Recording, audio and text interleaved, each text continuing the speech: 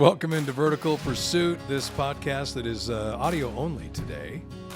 Our last couple have been audio only, and it's kind of nice because you can sit here and pick your nose, or you can read something. Do anything. Where Nobody's normally, if you're watching. on video, you don't want to read because you want people to think you really are that smart, and I'm not. But Mike Barrett, Mike Tatlock with you. We appreciate you joining us. Colton Myers is here as well. Nick Livingston, David Ward are also part of Vertical Pursuit and help us out. And again, we appreciate you listening on Spotify or iTunes or the Vertical Pursuit app or the Vertical Pursuit website. That is verticalpursuit.org. YouTube as well. Just want to remind you where you can find us. And I am sitting next to your pipe collection, which is fantastic, by the way. I have to sit here and smell these beautiful pipes. Open that up. I haven't opened this up. Open that up. And you know what I like about these? And this is going to be a great lead-in to what we're going to discuss today. Now, I can't guarantee, once I look in here, that we're going to discuss what we're going to discuss, because oftentimes all it takes is a glance across the room or something, and you and I are off on another topic that we didn't mean to go, that's character right there. You like that one? Look at that. Now grab that bag of tobacco out of there. This is it's nature's candy. I know. And look what that one is. Look what it should be. Is it labeled on there? The pipe? The bag that you just had. That bag of tobacco. It should be labeled if you open it up. Look at what it says. Rum and maple. Rum and maple. Where'd you get this out in Happy Valley? Yeah. Out in Happy Valley, there's a I gotta get a sponsorship. I know. These guys. Seriously, that though, rum and maple. Oh my goodness. Oh, that is beautiful. It just smells.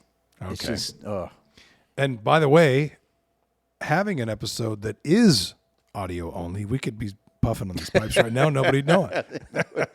We're not, but we could be. But we both are kind of, we kind of like the same things. I think a lot of guys, be it whatever these days. Mm-hmm.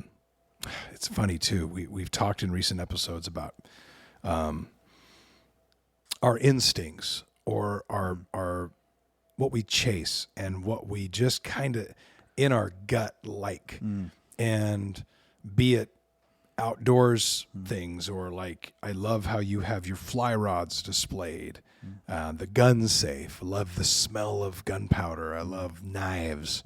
I love pipes. All this stuff that.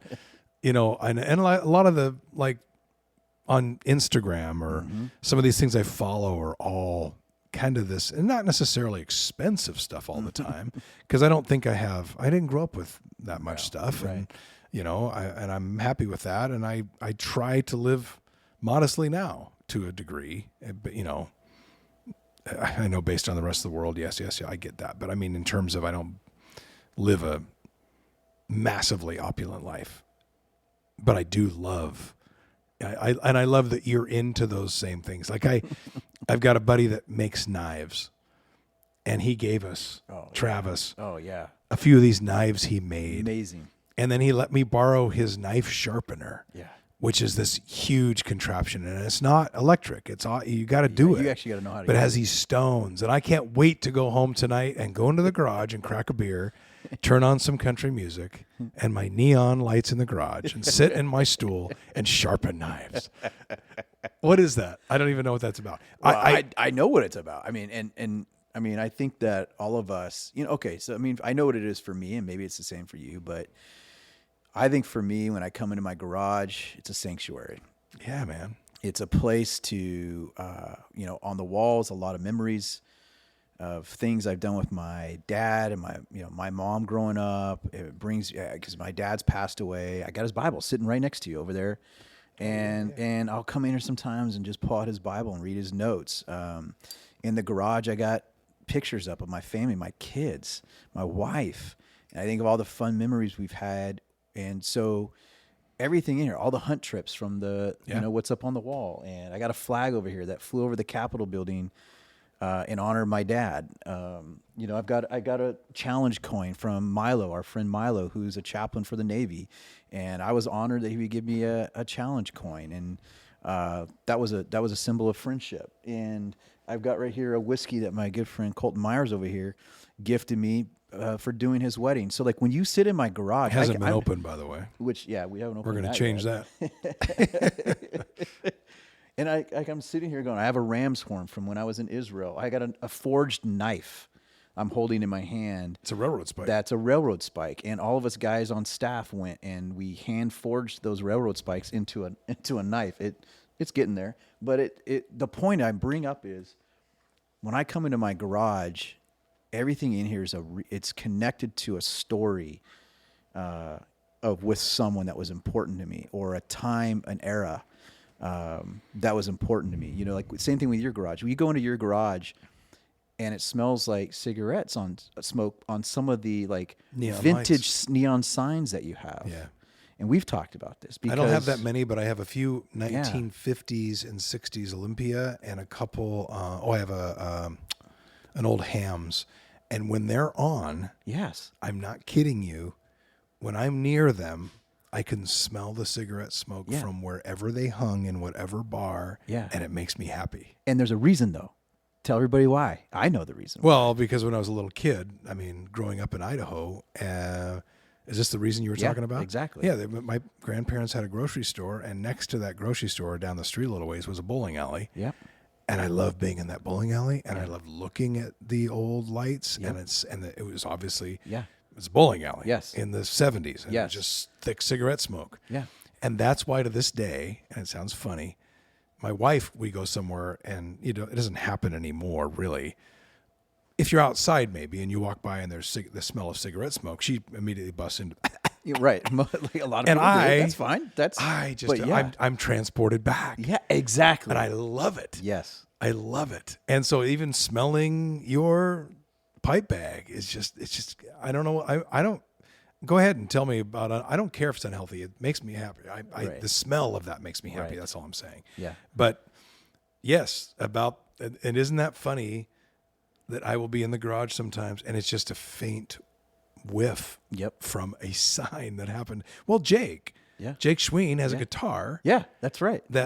He's a worship pastor at Grace, and this guitar is completely saturated, a different color than it was, an acoustic guitar. Yeah. Because it was played by a guy in so many country bars that the smoke soaked into the wood and changed the color of the guitar. How beautiful is that? And the cool thing is you'll never have that again. Nope. No. Because now those days have gone by, and I know for a good reason. But it's the rich character Yes, the patina of an instrument or of no matter what it is. And I don't collect a ton of stuff. I would if I had the means, because I just love that kind of stuff. Yeah. But I think anything that's in this garage and also mine, in terms of the way we kind of have, we both chase things that are a little rusticy and are dripping with character. That's a great way of saying it. True? That's 1,000% true. It's rustic. There's a vintageness to it, and it's interesting. We're seeing. I got a picture of a buffalo from when my family and we went to Yellowstone. Had this incredible trip there, and so you sit here and you go, it's nostalgic. Antlers on the wall. I mean, everything in here. Same with your garage. And I looked up one day. The word nostalgic means going back home. That's what the nostalgia means. It means to go back home. So for me as a pastor, and it's an honor. It's an honor and joy to be a pastor. Here's where I'm going with this. You pour into people's lives all day long. And you pour out and you pour out and you pour out. And which is an honor. But it also, we're human. And Jesus poured out, and he had to escape and get away. Jesus had to get away. He had to go recharge. He had to go renew. He had to go say, I need to go talk with my Father. I believe that every time Jesus went to go talk with the Father, his heavenly Father, it was a form of nostalgia. It was a returning home. Yeah. And I think, like, for me, when I come home sometimes, I'm obviously here with my family because they love to come in the garage. We got a pool table, ping pong / so our garage is for all of us, not just for me. And we have a lot of great memories in here. But it is about finding a place to just sort of escape a little bit, recharge, renew. Like I said, I'll read my Bible in here. and just take in the memories. I take in the rusticness of the way things used to be, and the patina, the charm, the stories behind it. Like those pipes, I haven't, two of those I haven't even smoked, but I know the stories behind them because I did the history on it, and I'm like, oh, there's a story behind that. Everything here has got a story. I love that. Everything here has got a story, and I think that's what makes it, for you and I both, kind of a cool vibe that we love to just sit in. Anyways, I think But that's but cool. it also relates to something that you're going to talk about when I talk about even the term rustic or things that are character laden, Yeah, things that have stood the test of time. yeah, You know what I mean? Timeless stuff. exactly. And I think it works the same way. I know this is going to sound a little like a stretch, but when you aspire to those things and you aspire to things that have that characteristic about them, Yeah, you look for and you hope for a reflection of timeless character in yourself. that's a great way. Good segue, by the way. Thank you. That was brilliant. Thank you. That is very brilliant. Yeah, when you look and you think that something that has character, well, we do. We possess, but what's the character we possess? If we look at our lives, is there the patina of Jesus on our lives? Is there, because the word vintage, actually, it's funny. People use vintage as old stuff, but vintage is like we talk about vintage wines. Vintage is a throwback to something noble. So that's what the word vintage means. Vintage means not just something historical. Something's not just vintage because it's historical. Vintage means it's a throwback to a character, something of a characteristic of a noble time. So technically, when you say, "Hey, that's vintage," you're saying that's not just old. That's something that's old, but it has the character of something with value on it. And so when I look at my life and your life or anybody's life, and we say, what's the characteristic of my life? And is it vintage to the degree of, does it possess a character that is of nobility? Not in and of myself. I'm talking about my faith. Do you look at it and go, yeah, there's a vintage Jesus-esque, if you will, that is on my character, on your character. And that's what makes us truly vintage in that sense. But as we talk about character, I wanted to ask you, okay, so you worked in, and here's where I'm going to go with it. We're going to talk about character here in the next few minutes. And you don't know everything I was going to go with this, and I'm glad, because I wanted to let you come at it kind of raw. But you worked in the sports world, and you broadcast. You have seen the highs and lows. So I know you haven't had a chance to think about this, but what's been some of the greatest achievement of an athlete that you've ever got to witness? Was there anything where you're like, man, that was like an iconic game, or that was an iconic, man, that was a moment that was, in any sport? I mean, there are a lot of them, and I get asked a lot of times about games that I called, moments, athletes, and not all great stuff. I mean, I was around, I was there when Greg Oden was drafted, and I love Greg. The reason I bring him up is I saw him on, there was a story about him that I think Jabari Young, who guy I know who's now with Forbes, wrote on him today. Because a lot of people, he was the number one pick in the draft. Yeah. And love that guy. And he just his knee he just had injury trouble and flamed out and was a bust. But moments where after so much suffering, he started to find his way and then fractured his kneecap in a game we were calling against Houston. And he was starting to get there. And so there's moments like that that I remember as much as the heroic moments. Yeah. I was very good friends with Joel Presbilla, and Joel had fought back from an injury, and then we're at Dallas, and he blows his knee out, and I knew it when he did it, and and it was close enough to him and spent time with him on the road to suffer with him when that happened. But then there was amazing moments. There was another guy who didn't stay around as long as he wanted and reached the potential, was Brandon Roy. And I remember Brandon, a lot of people remember one of the last effective games he played was against Dallas in the playoffs when he rallied the Blazers down. He had 16 in the fourth quarter on one leg. Just one of those heroic performances. Man, there's a bunch of them. I could go on for half an hour. And you've got to call games of the greatest, Michael Jordan and I mean, And Kobe and Kobe You know, I called and some big games by Kobe in L.A. LeBron. I mean, all these LeBron, guys. I yeah, mean, you've yeah, done. yeah. I mean, think about that. I mean, you've been down there on the court calling games of the greatest that already are in the history books, and we have seen athletes and anybody who watches sports. You don't have to be like you that was so intimately part of the team, part of the players' lives, and part of those moments. I mean, you got to comment and capture the moments. Like a lot of us just get to watch it. You get to actually find the words to describe it and to relay it. And The hard part is front to row try not, seat to those to things. try not to the balance and the fine line, which is learned, but I do feel like to some degree, and there's different styles, so different people like different kinds of broadcasters. The one spot that I'm always so critical of myself, even still, and I don't look back very much. I don't have that many games, honestly, even though I called 1,200 or whatever. I don't know if it was that many. Oh, it makes sense, about right. But is the fact that my only criticism is when I talk too much. So what you're doing is you're trying to, and this is a part of TV versus radio, because they're seeing what's happening. Right. You're not painting a picture like you would be on the radio. Therefore, the TV is the analyst's game. You're setting him up, basically. You're trying to show people what they're already seeing and not explain it too obviously. Get excited with them, but then let a moment live without you, to where you're not trying to always put to be a part of it. Don't get in the way of it. Ooh. So, and I got in the way of some things that I don't like. I mean, Damian Lillard's shot in Game 6 against Houston, his biggest shot at that point in his career. I hated our call in that game. We stepped all over it. We didn't let it breathe. Other times we did. Kobe, when he beat the Blazers with this is back when Steve Jones was my partner. It's on YouTube. You can hear my call of it. But I went silent, and I wanted to, and I was young then.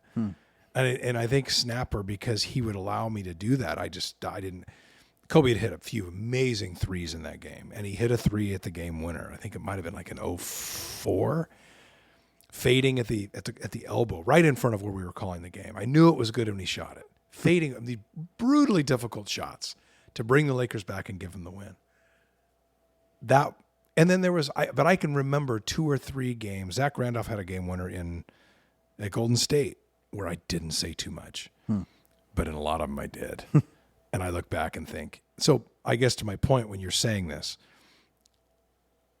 it's a challenge to choose and take the economy of words that you have to choose from, and then on the fly, fighting your own emotions, select those ones without being too wordy and without playing it down to your crowd, because you got a 9-year-old kid watching and you got a 92-year-old woman watching. Yep. And you've got to be somewhere to where they're both going to feel, number one, entertained, and not like you're talking down to them, like you're treating them like idiots. Right. Exactly. So that's where the balance is, and it is a balance. Well, and all those years of all the greatest of the greats that you've ever got to watch and to call the games for, we've seen, and anybody that's a fan of sports, everybody that's listening right now will understand this. We've all seen the rise and fall of athletes. Oh my gosh, yes. We've seen athletes who rise, and as they're rising, there's the fame, there's the attention, the success, the contracts, the money, the following, the everything. It's like rise, rise, rise. And there's, in a sense, this, like, you applaud it and you want to be part of that. You want to get on the wagon with it, and you want to cheerlead, and you want to wish you were there, like you, sitting front row seat, calling it, witnessing it. There's just something about that. And then we all can relate to when we watch an athlete who's on this massive climb of success, and then it crashes. Not because of an injury, that's nobody's fault, but it crashes because of the lack of character. And you kind of feel sad because it's a tragedy. And one of the things they say is sometimes talent can outpace character. And so the talent is soaring, but there's no character beneath that to sustain the success. And so I was sitting here, here's where I'm going with this, is was doing a chapel a couple weeks ago, and I was just watching, I was watching like Dame come out of a 71 point career high, watching the 3-point contest. But I was watching, and nobody's perfect, so we're not saying that, but like watching his character, and people have said that, like the character that he has, right? And I think character is birthed in humility, and character is birthed in integrity. And you see that there are those in life, whether it's business, sports, ministry, there's a longevity of their success because they have the character to sustain it. It's like a framework. It's like a lattice for a tomato. It's a frame, a structure. Character is the structure that allows the success to be framed and built on, so it's supported, so it has a longevity, and you don't have these flash in the pan moments of success and then followed by massive moral failure, character failure, and then it just sabotages everything. So I had this moment where I was watching that, and everybody can relate to it, but then I thought, it's as much character that is needed in times of success and promotion. It takes equal character in seasons of non-success and non-promotion. So when you're going through life and you're going, I deserve the promotion, I deserve the accolades, and you do. Like, quite honestly, you're probably hitting it out of the park. You're probably doing things, you're not getting the attention, the affirmation at home, at work, and you feel like, my goodness, doesn't anybody see what I'm doing? I'm getting no credit for this. I'm getting no attaboys. I'm not getting anything. And I realize it takes actually as much character to sustain seasons of non-promotion, non-success, none of those attaboys. Because what happens is your ego can take you out on the success side of things, but your ego can take you out on the non-promotion side of things. Yeah. And so, I mean, you've seen athletes like that, and you've seen men and people in business and just life do that. Well, when you say that, and you're talking about, we were just talking about moments of games being called and things that I was happy with or disappointed about or overly critical about. And then you talk about trying to find the character when you are being passed over, or in my case, after the 16 playoffs that we were fired, really without cause, and it doesn't matter because he owned the team. He could fire us if he wanted to. But at a shocking time for us. And so I remember, and it wasn't something I had to think about. That's because I like to think I have character. But where everybody's like, oh, man, you've got to just blast that guy and go after him and be angry and all this stuff. I never was. I never was. And I think my character probably was put more to the test in what I would, what I thought and some others thought probably was a situation there was an injustice. Exactly. And so that's where that was the test. It wasn't when 3 weeks prior when we were being named a top 5 NBA broadcast on whatever website, it doesn't matter. But to us, it was wow, hey, somebody's taking some notice. And, that's where ego comes in. And I told you so. And we're doing okay, aren't we? And then gone. A number of weeks later. I don't think it was that long, maybe a month. But it's over. But I'd like to think the test wasn't the positive. The test was the negative. Yep. What's going to happen then? Exactly. And I'm proud of that. There's things I'm not proud of. Not like they're bad things, but I'm proud of my reaction to an otherwise really brutal public situation where for really no reason we were done. And my partner, who was great, and he handled it a little differently, and he'd been around longer and was ready to retire anyway. And I don't think it was bad. He just, didn't have a lot of good things to say and kind of stormed out. And that's, hey, I understand. I was more pissed. I wasn't necessarily that. I was more confused and heartbroken. Yeah. And then what now? Because it's all I ever was going to be, and then I was. And so, but I would like to, back to my original point, I'd like to think, honestly, that's one of those moments that I'm proud of, because I think I handled it right. And you did, and I was there with you. So my front row seat was not to the game, but was to your character. And this is kind of where I was going with this. And the scripture I just was going to use, we talked about this with our staff. And I shared this in chapel. And sometimes you do things and you share, in conversation with people. And And then sometimes you think you share something, and this one sort of got traction with people and from our staff, from players. And I was like, what is that? And the story comes from David. And there was a moment where there was a king named Saul, and God appointed Saul. But then Saul disobeyed God. And because of that, God's like, I'm picking another king. And so God tells this prophet Samuel, go to this town. I got a king there. And so Samuel goes there, and there's a line of dudes that were brought out, like the best of the best, right? And Samuel's thinking, okay, God's got one of these guys. And he starts looking down the line, and Samuel's like, well, it must be this guy. I mean, he's tall and strong. And God goes, no, that's not the one. And God says to him, I don't look at the things that man looks at. I look at the heart, which is another way of saying I look at his character. Yeah. And so Samuel's like, well, it must not be any of these guys, and says, there's got to be somebody else around. And they're like, well, yeah, there's David. David's out in the field with the sheep, which was kind of this shepherd, low. It's definitely not a position of honor or promotion. Mm-hmm. It was the low of the low. And they're like, well, there's that guy. And Samuel goes, bring him out. And God's like, this is the guy. This is the guy. Because he's got the right heart. He's got the right character. And so Samuel anoints him and declares him a king. But he's not, this is the interesting thing.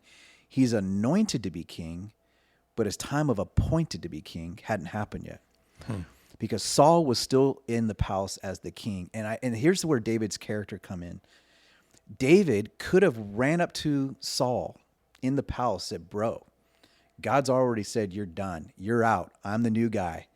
I'm changing the curtains. I'm changing the wallpaper. I'm moving in. And he doesn't. It says that what David did was he served Saul. So he had every right to come in and demand his promotion. He had every right to demand it, but he didn't. He still stayed as a man. And it says that he served Saul in the palace, and then he returned every day to the pasture. So he was going to the palace and the pasture, but in both places was to serve. And then it says that he was in the pasture, and while he was there, and the wild beasts come to take out the sheep and eat them. And while he was there, he learned how to fight the bear and the lion. Because then when Goliath, and everybody's heard the story of David and Goliath, people don't know this though, that when Goliath showed up, there was no one to fight him, and all the men were terrified. And David came up and said, I'll fight him. And David says, God will be faithful to me because I saw his faithfulness to fighting the bear and the lion in the pasture. So what I'm trying to say is this. David could have demanded the promotion, and he would have been right. But he stayed in a posture of character and humility to serve. And while he was in the place of the least promotion, which was the pasture, he was actually being prepared the most to take out Goliath. What that's telling me is this. It takes as much character to live in seasons when you feel overlooked, when you're feeling neglected, you're feeling not honored, and you're feeling not promoted. But those might be the best seasons of preparation that actually will lead to success when you are promoted. Because it takes as much character to sustain success.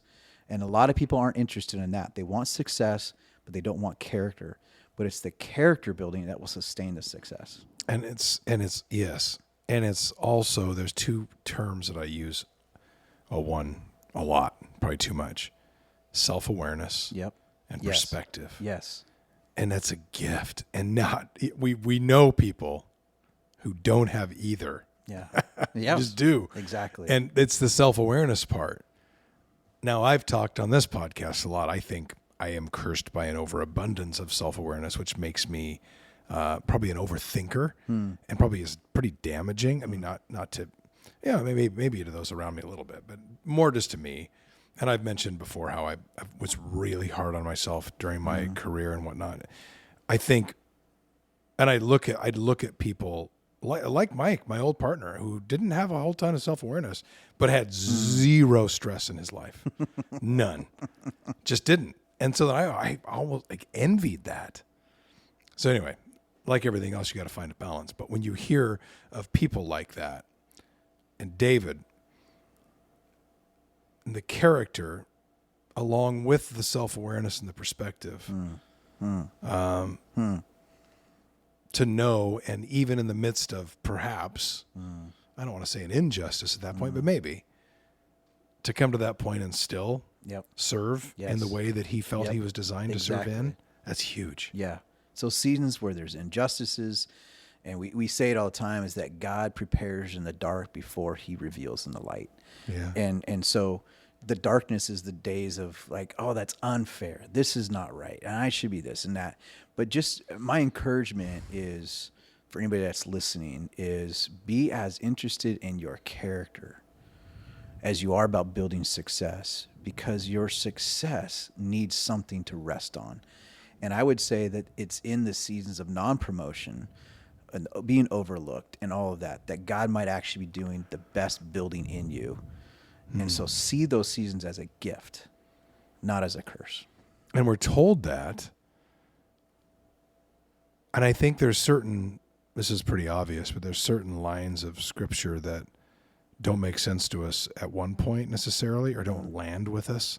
And then maybe down the line they do. Yeah. And I think that's a sign of our character developing. It is. You know, because there's certain times, even stuff I read 20 years ago where I'm like, yeah, I get it, I guess. And then after your wife has breast cancer, after your dad dies, after your father-in-law dies, all in the same 3 years, by the way, and you lose your job, that's all within the same 5 years. I go, these things mean a little different.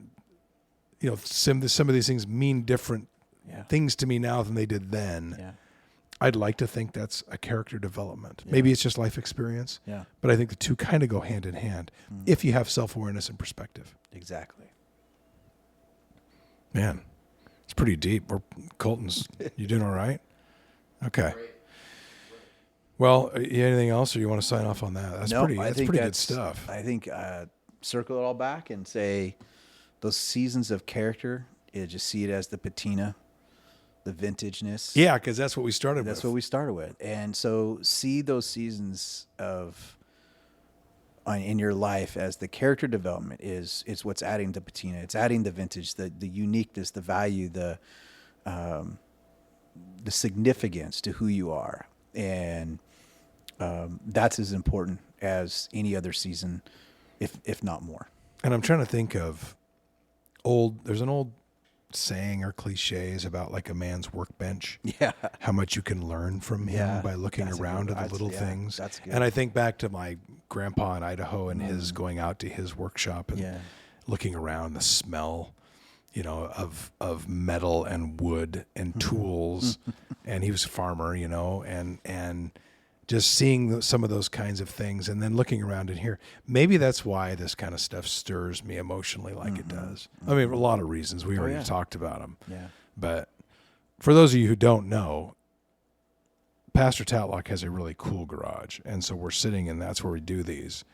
And when we're on video, which this one's audio only, you can see a taste of that. But this is a cool place, and it just kind of has means more to me now, obviously, because we do these here. But and maybe it's because it's the stuff I like. Yeah.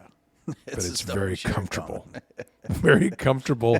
And when I'm around stuff that's old, imperfect, like you said, with patina and with life, like when we go out to our buddy's ranch and there's a certain barn out there that has old wagon wheels and branding irons and horseshoes and ropes. Yeah. And I love that stuff to think and look at these things and think of the stories they could tell. Exactly. And we say things like, that thing's got character. Yes. And it's usually something that's been weathered and it's got rust on it. It's dinged up. Imperfect. It's imperfect. And you go, that's got character. And I go, that's sort of how we are.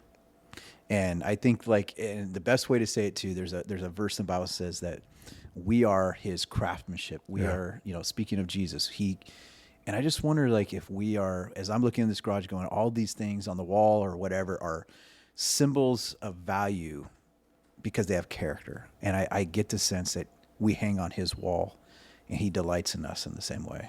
That's huge. That's a great ending too. Thanks for listening to us on Vertical Pursuit. Thanks, Colton Myers. Appreciate you. Appreciate Nick Livingston, David Ward, the guys who have helped out on Vertical Pursuit. You can check out the website, verticalpursuit.org. Has a lot of teachings in there and a lot of good resources for you. That's also an app, right? Yep. Vertical Pursuit app. You can also listen to this Yep. podcast through that app or through Spotify or through iTunes or on YouTube. We appreciate you as always. We appreciate your time and trusting us with your time to spend a little time with us and listen to some funny stories and hopefully some some advice and some perspectives that maybe you can gain from. So we will talk to you next time. We invite you to subscribe to our podcast, comment, or message us, and check out our website at verticalpursuit.org. Download the VP app and check us out on Instagram, Twitter, and Facebook.